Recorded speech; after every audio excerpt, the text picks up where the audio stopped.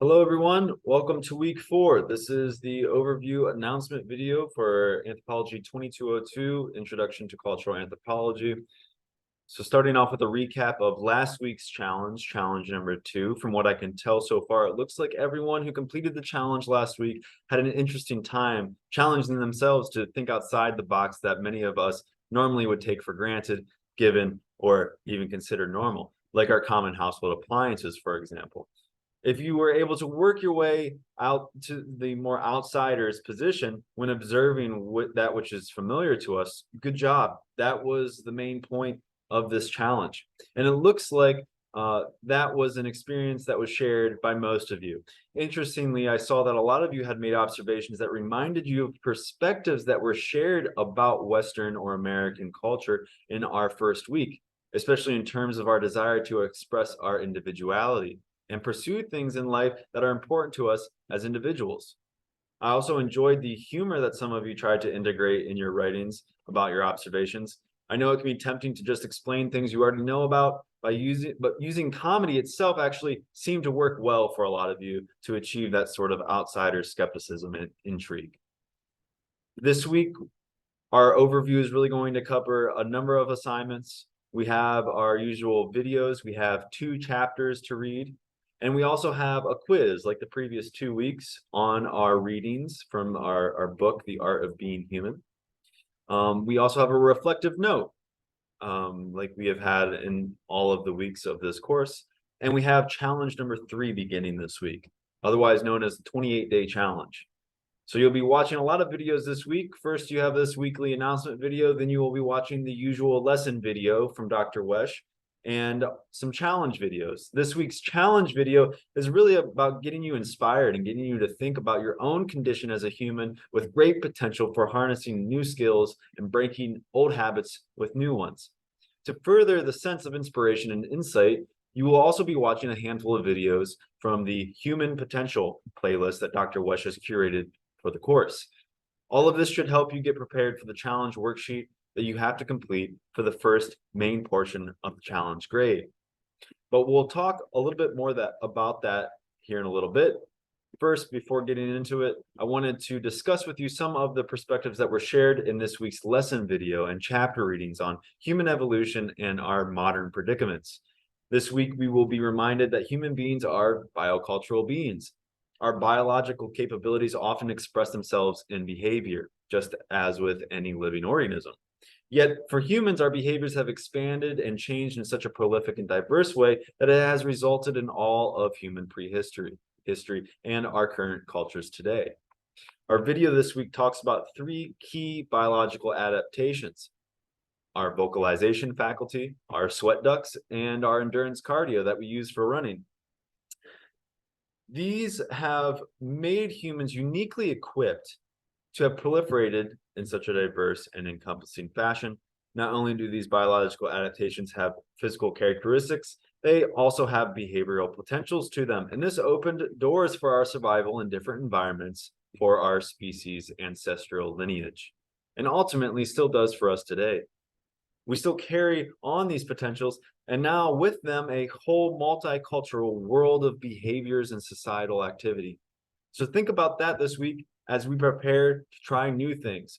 Our general capabilities and our specializations all point to how we are literally adapted to harness behavioral diversity. Challenge 3 this week, the 28-day challenge, will not be fully completed when you fill out and turn in the 28-day challenge worksheet, which is what is due this week. This is a worksheet that has about 11 questions. And after you complete these questions, you will then be prepared for the second half of the challenge, which will include you trying to stick to your goals of trying something new and challenging your habits that might prevent you from keeping up with your goal of learning or trying something new. Remember, don't be discouraged if you seem to fall off track with your goals in this assignment. We want to know about the fullness of your experience here, which includes our own pitfalls and shortcomings in our attempts to break habits and build new ones. Actually, we consider that interplay between success and failure to be quite a human thing. So if you experience that over the next month, be sure to jot it down when that occurs. and talk about how you feel about it.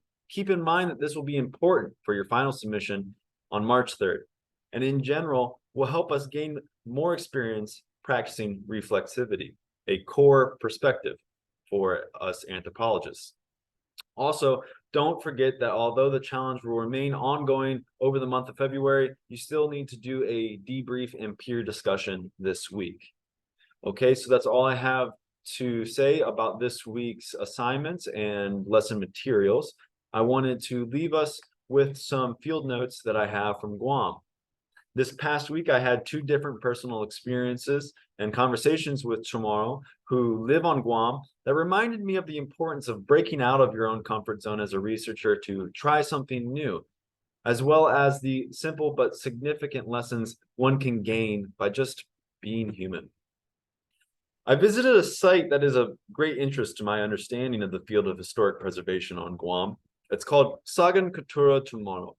And its official mission, as it's posted on its website, is to preserve, perpetuate, and promote the Chamorro culture, language, and history through the education, exhibition, apprenticeship, and demonstration of the various forms of traditional and contemporary Chamorro arts and crafts. I had been invited by a new acquaintance that I had met the night of a public open house event hosted by Joint Regional Marianas at another site or project that I'm investigating. This is the Guam Cultural Repository at the University of Guam. I will discuss my experience more at length here at this event in the weeks to come. But seeing that he and I were each the last to leave the open house event and the conversations we had with professionals who were hosting the event, I decided to approach him. After striking up conversation with him on what he thought about the repository in the open house event, he expressed several issues he had, some of which happened to mirror those same issues expressed by protesters that I had talked to outside of the event. Although he had attended the event and spoke with professionals who work in the field of historic preservation on Guam, and he was not protesting himself, he still expressed grievance. Some of the issues had involved a lack of transparency from working professionals and dialogue with concerned locals. Quote, "It took them long enough to hold this open house. And then what? They passively kick us out without a plan to continue the conversations we only got to start tonight." He also articulated that what he saw as conflicts of interest between the mission of the U.S. military and the field of historic preservation, which left him with little faith that due diligence for his cultural heritage and the remains of his ancestors has transpired. Quote, "When you work first for the military and then second for the profession that you were educated in, you're at a conflict of interest for me. I don't have faith that you will do what needs to be done. And that's exactly why this repository exists and why people are protesting it and the people responsible for its construction," end quote. I asked him, quote, "What do you think would be a more appropriate for the mission to preserve your cultural heritage?" End quote.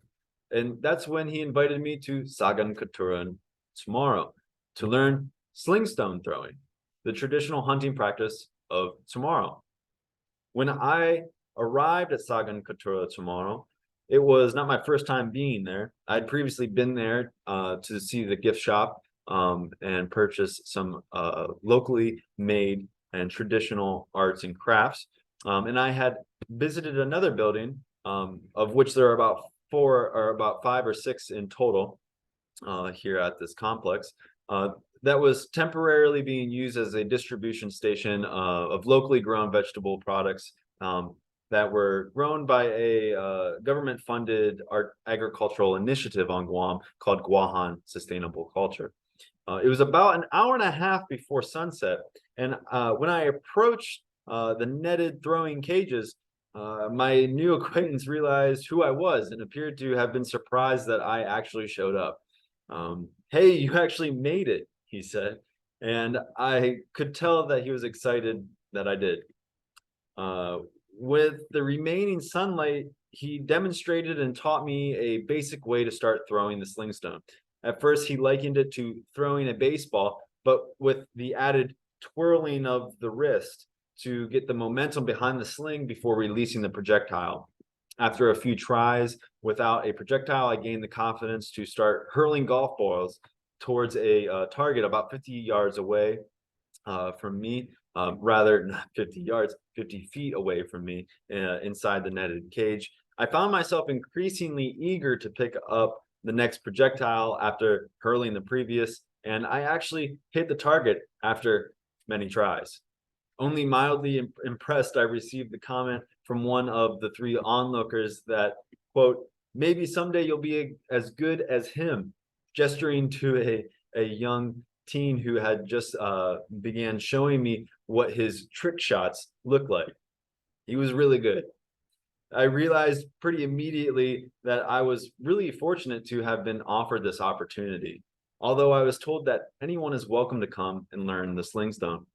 I asked how many people know how to do this on Guam, and I was told that there was a lot, probably a couple hundred, and they even have competitions that are frequently held.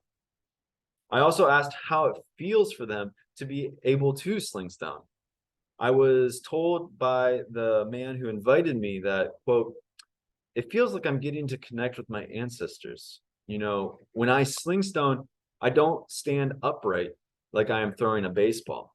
There's all sorts of different ways to do it, but I like to imagine that I am on the hunt for food in the jungle, just like my ancestors might have been, to help feed myself and my family. When you think of it that way, you have to be quiet and stealthy so you don't spook your prey, your pig or your deer. So you have to stay low and move slow. Then, when the time is right, you spring open with your sling already in motion so that they don't have any time to react and run. But I think that's probably how my ancestors would have thrown a sling stone. And that's what makes me proud to be able to practice my culture like that. End quote. This is when I gained a pretty deep perspective on how tomorrow become a part of the field of historic preservation without actually being employed in the field in a traditional sense, like at a nonprofit, philanthropic organization or a governmental organization, rather than some professional capacity educated in a discipline like archaeology or architecture. Some of the most meaningful experiences with cultural heritage is actually to practice it. In a way, it revives and makes alive again a heritage and tradition that is seen as successfully preserved by way of its perpetuation in practice.